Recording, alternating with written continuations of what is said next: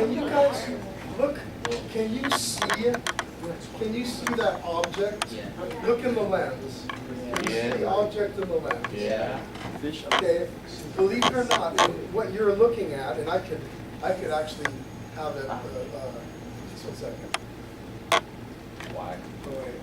Slide. Oh, that's a pretty big. So I don't know if you can see it or not.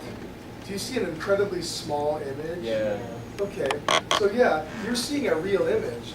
That image, although you may think it's behind the lens, the image is actually in front of the lens. You know, like maybe over here or something. Because I can get a piece of paper. Here's a second.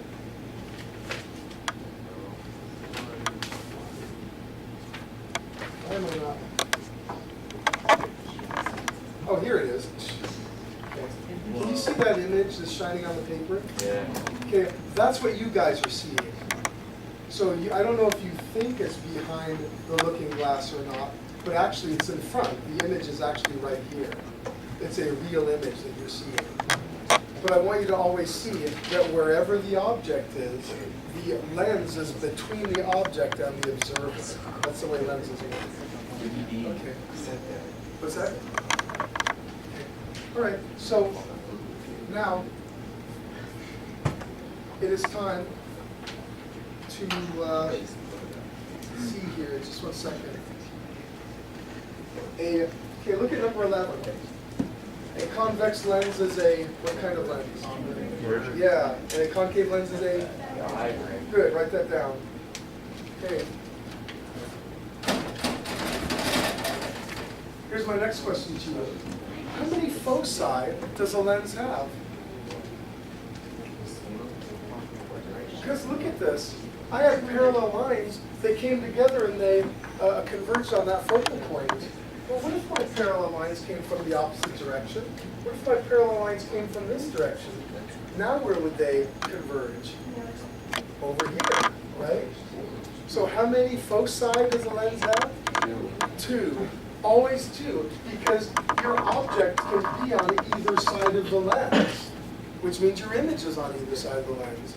It's not like a mirror where one side of the mirror is shiny, but the other side isn't. The other side is painted. Lenses are clear. Your object can be on either side of the lens. So you got to focus on either side. Great. Number 13. Do lenses use the same equations as spherical mirrors? Yeah, they sure do. Yepers. So it is time for us to do this stuff. But before we do it, let me make a little drawing so I can remind you what all the special lengths are.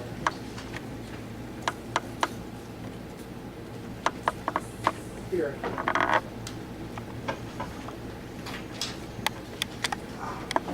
Suppose here's my principal axis.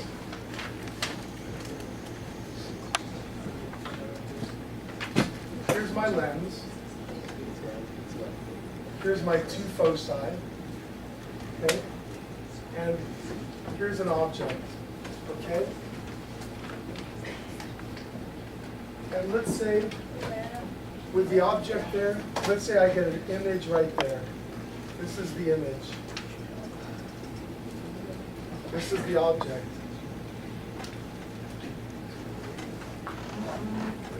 Do you remember how with a mirror, all lengths were measured relative to the vertex of the mirror?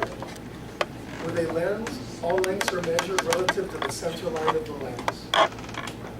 All lengths are measured relative to the center of the line of the lens, center line of the lens. So this is the object distance, p sub O.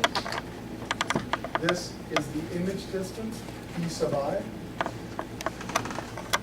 This is the focal length, f. Either of them, because they'll be the same focal length for either. Because order doesn't matter. Even if I had a lens that was misshapen, if I had a lens that looked like this, where one side had more curvature than the other side, it wouldn't matter, because any ray that enters and leaves the lens has to enter and leave both sides. So whether you enter this side first and that side second, or this side first and that side second, the same thing ultimately happens to your parallel rays. So you still get the same focus on either side of that lens. It's the same focal length. There's no such thing as a lens where on one side of the lens the focal length is 5 and on the other side of the lens the focal length is 10. It's never that way. It's always the same focal length on either side of the lens. Okay? So, given that stuff, I'd like you to do me a favor and please do problem number P3A. Just do the equation. Do the lens maker's equation and the magnification equation and find the object height and height. Then I'm going to show you how to do a ray drawing of that.